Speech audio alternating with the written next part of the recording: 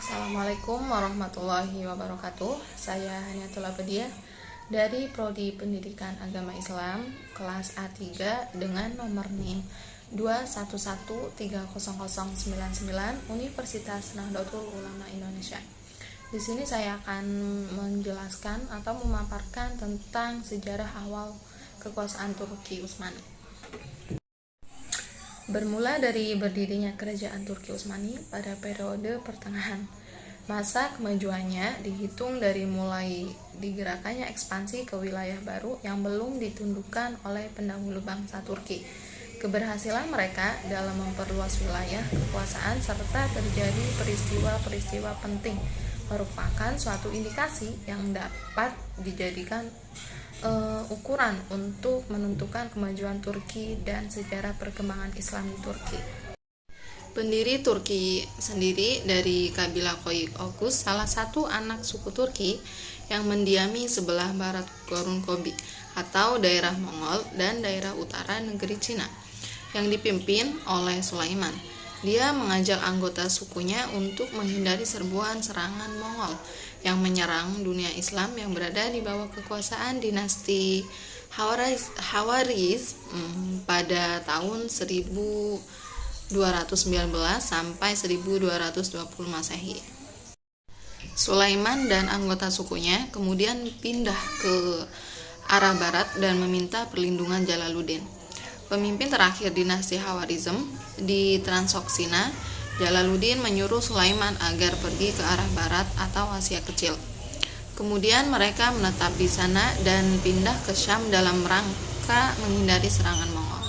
Dalam usahanya pindah ke Syam itu, pemimpin orang-orang Turki mendapat kecelakaan. Mereka hanyut di Sungai Efrat yang tiba-tiba pasang karena banjir pada tahun 1228 Masehi. Akhirnya mereka terbagi menjadi dua kelompok. Yang pertama, kelompok ingin pulang ke negeri asalnya, dan yang kedua meneruskan perjalanan ke Asia Kecil.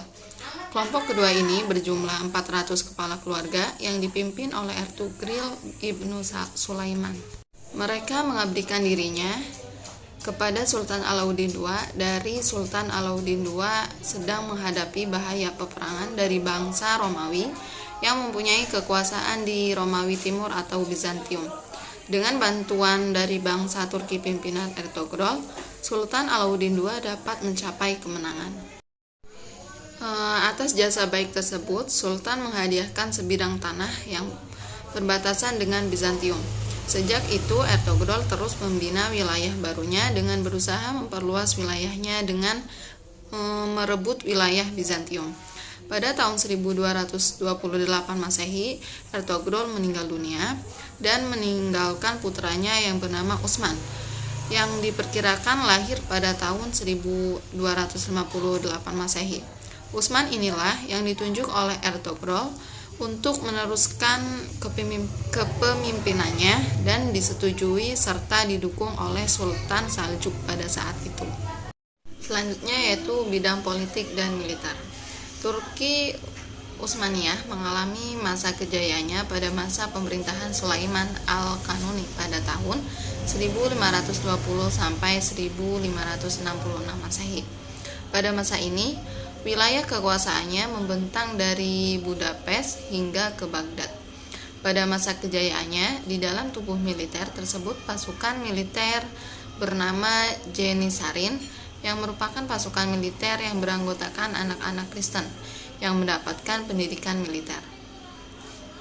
Dalam masa pemerintahan dinasti Utsmani, Sultan memegang kekuasaan tertinggi dengan menggunakan berbagai macam gelar.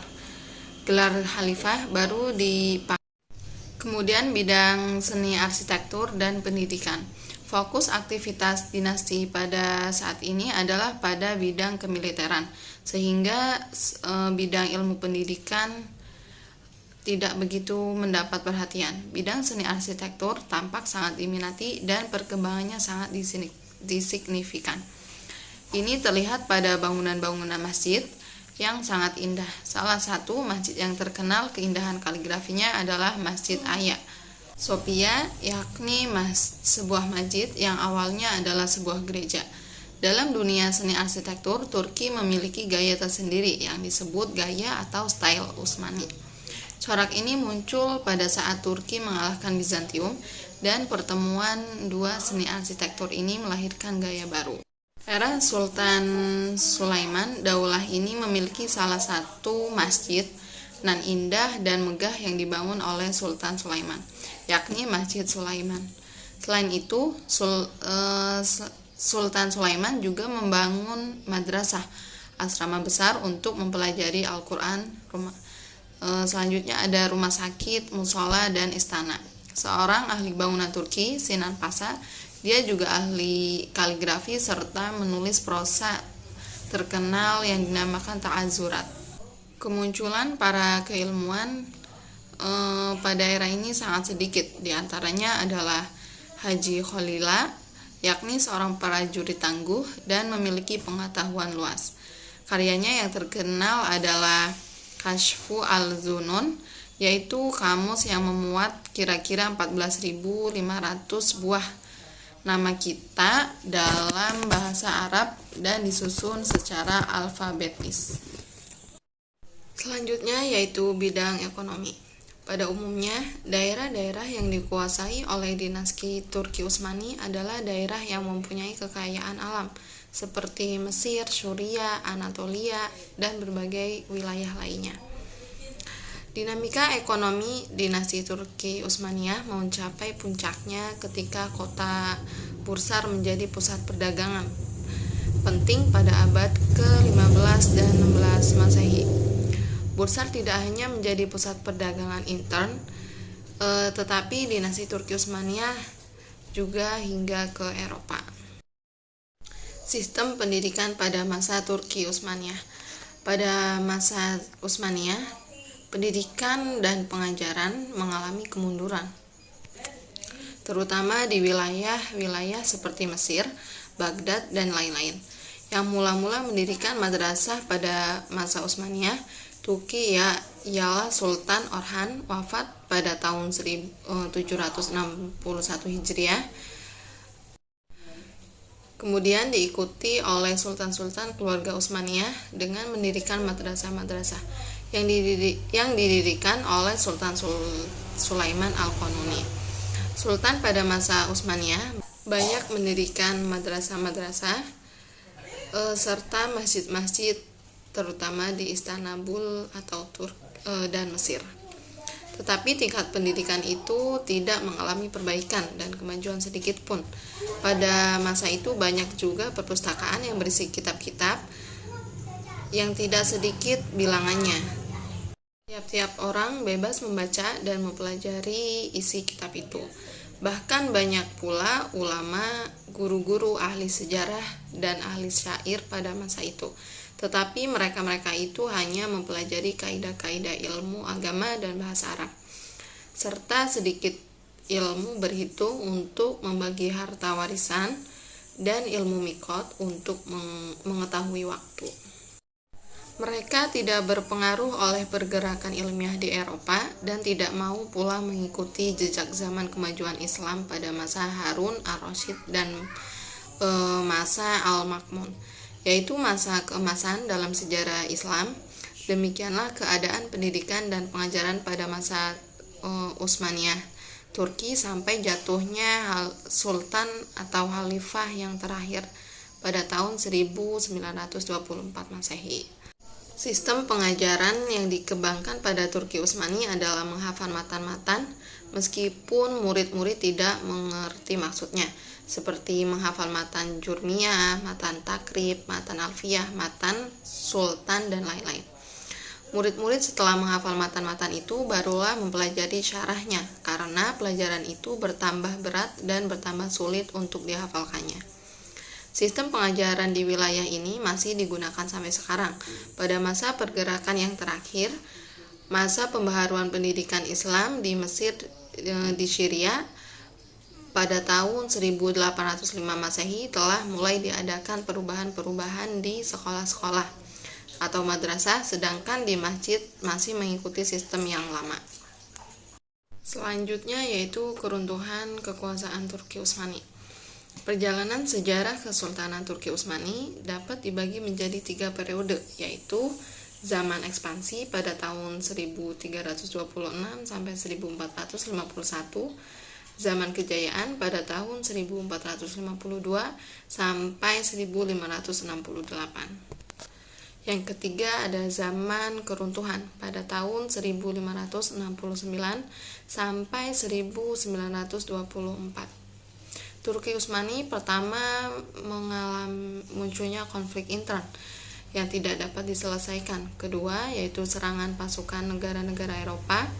Dan yang ketiga, gerakan pakar politik Zionis dan Freemasonry terhadap Kesultanan Turki Utsmani. Di antara faktor 3 tersebut, faktor yang terakhirlah yang memainkan peranan paling penting sebagai penyebab utama runtuhnya Kesultanan Turki Utsmani. Walaupun konflik dan serangan militer negara-negara Eropa membuat Kesultanan Turki Utsmani lemah, namun kedua hal ini tidak menjadikan runtuh. Runtuhnya Kesultanan Turki Utsmani adalah hasil dari usaha gerakan-gerakan politik yang muncul di Turki, yaitu gerakan Turki Muda, gerakan Ittihad Wataroki, dan gerakan